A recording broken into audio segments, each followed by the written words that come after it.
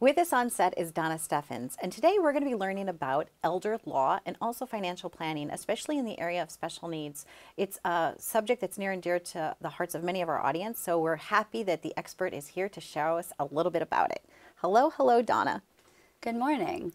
So I'm very excited to be able to speak with you today about this topic because it's an area of practice that is difficult for people to think about and talk about, but if we properly plan, then the sky's the limit and everybody can take a deep breath and focus on the joys of the rest of their lives.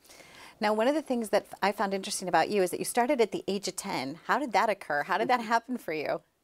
Well, I was very inspired by my parents, and particularly in the financial world by my mother, who started with our financial planning and income tax practice. So I always knew that that is where I wanted to be, and that is where I wanted to go. So after getting my finance degree, and I had my broker's licenses right out of college, I joined my mother in practice, and quickly realized that there was more to financial planning than just investment. That financial planning really was about people and helping people with the goals of their lives. Now, when you talk about helping people, one of the things that I know that you do special in is you help people that are elderly, but you don't necessarily have to be elderly in order to take advantage of some of the things that you need to have in place. And there's certain things people should have. There's certain paperwork and documentation at the get-go. What are some of those things that you have to have, that you would consider must-haves? Well, believe it or not, the day you become a legal adult, which could mean age 18, and in other instances age 21, that is the day that you should consider having all of your estate planning documents in place. Wow, really? Because eventually you're going to die. I mean, let's be honest, right? Eventually, you know, time is finite, right? We kind of know that's going to happen someday. So I think people put that off. I think people put off planning because of the fear. How do you help people relax and be a little less fearful about it? Well, the approach we take is a holistic approach of looking at your life, looking at your short-term goals and your long-term goals for the joys in your life, for the financial parts of what you would like to save for and spend for, such as college or a home, and later for making sure you can live a happy, healthy retirement. And also making sure that if something goes the way we don't expect it to go, and we run into a health issue or a tragedy we didn't expect, that we are taken care of properly and that our family members are protected and taken care of as well.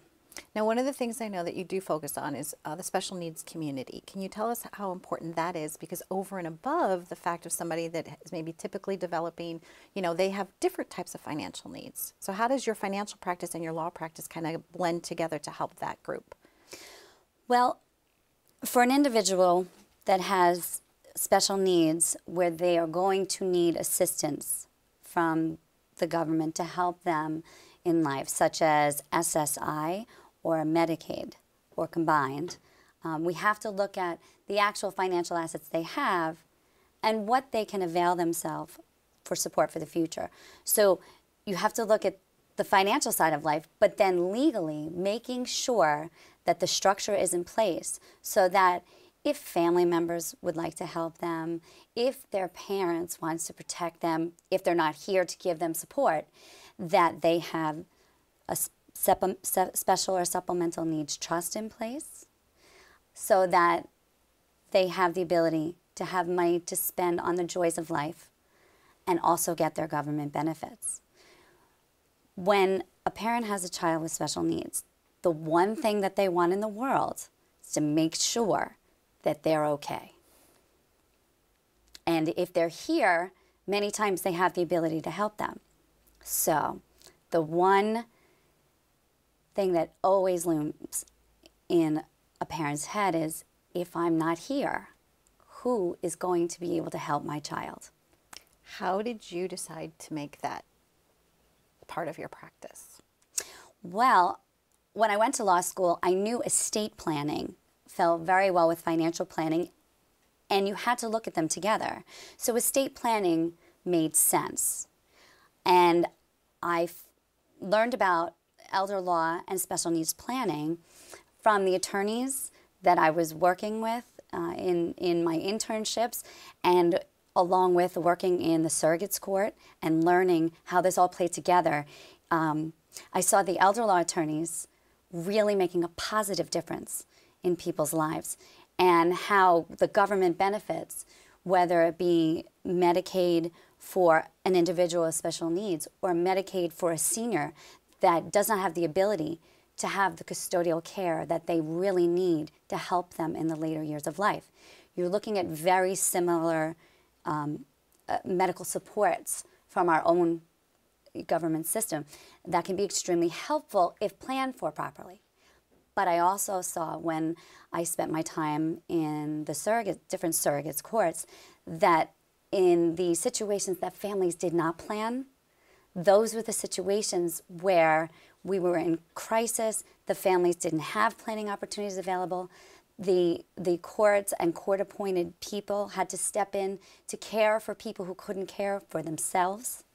And they weren't necessarily the people that the parent or the spouse and children would have chosen for their loved ones. So you saw the need, and you wanted to make a difference. Obviously, it was heart-wrenching for you. You know, I know that we talked a little bit, and you're just such a good person, you know, at the core of who you are. So I think you just kind of stood up and said, listen, this has to be different, and that's why you decided to make your practice about that. Well, it makes sense, because when we look at a person that is looking to plan for their life, we have to look at every part from a holistic approach. We have to see what the financial, the medical situation looks like, the social situation that they're living in, and what the family supports are. So it's important to not just look at the legal picture or not just look at the numbers, because again, it's a life care plan, no matter what stage of life that you are in. Thank you very much for visiting with us. You know, a lot of times people, it's the question that needs to be answered is, where do you go? Where do you turn? You know you have a challenge, you need help. So thank you very much for explaining to us why it's so important. And you're right, I think a holistic approach for any of us, you know, as we age, or especially if we have somebody in our family that has special needs, it's nice to know that you're there and you can kind of like do both, you know, from the financial point and the law point. So thank you very much for visiting with us. Thank you.